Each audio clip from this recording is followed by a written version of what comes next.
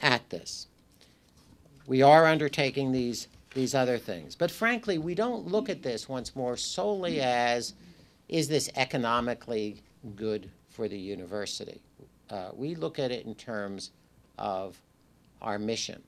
And that also means we're not just looking to provide, to sell our services abroad, but we are looking at our own students and what does it mean to provide an international education to our own students.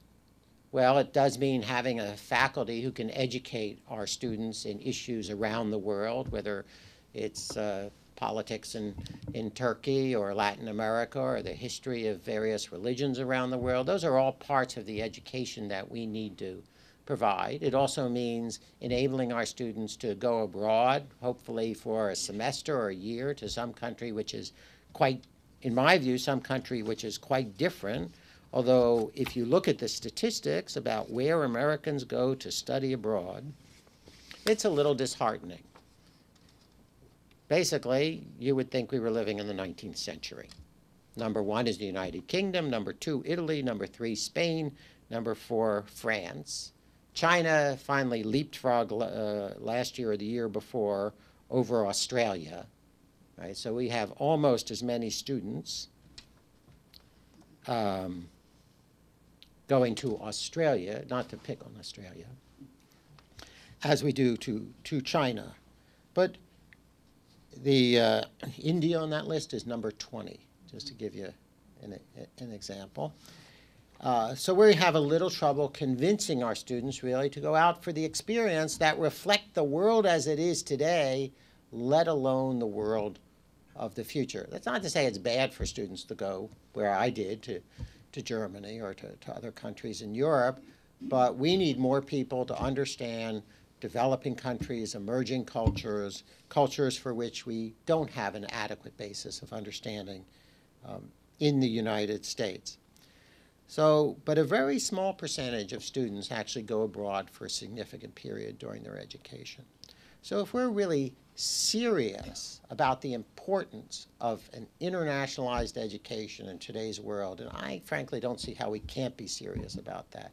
What does it mean for an institution of higher education to send a student into today's world who doesn't have a sense of the breadth of that world, that people think differently than he or she does, that people come out of different traditions and experiences? How do you convey that?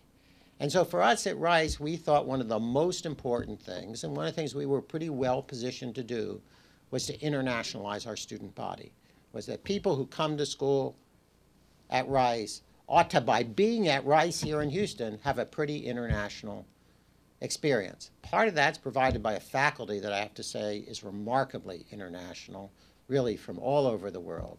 But it's the people, it's your fellow students that you really live each day with, that you sit and have lunch and dinner with, that you talk about your courses with. And so we, for example, set a goal of, well, several years ago, less than 3% of our undergraduate student body was foreign students. And so we said, well, less than 3%, that's lower than most of our peer schools. Well, why don't we try to double that?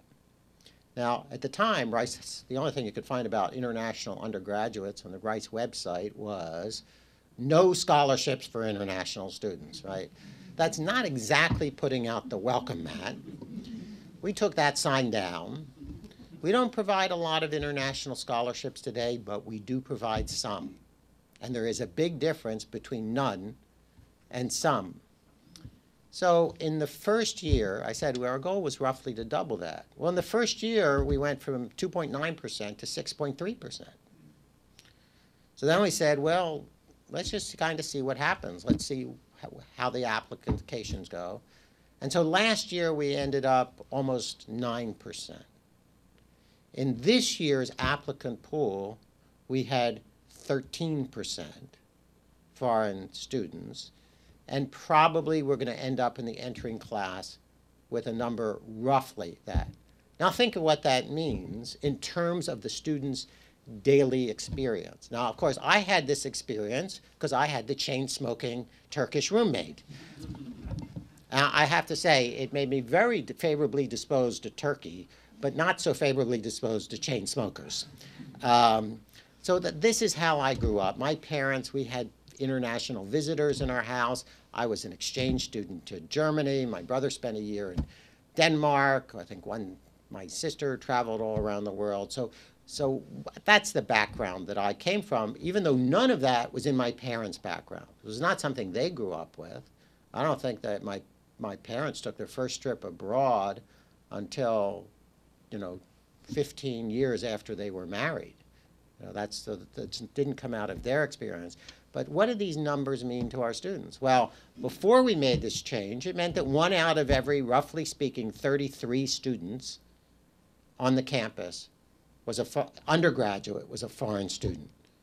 Well, that's a pretty random number. If you have 13% students or so, that means 1 out of every 8 students on the campus, the undergraduate is a foreign student. That means in every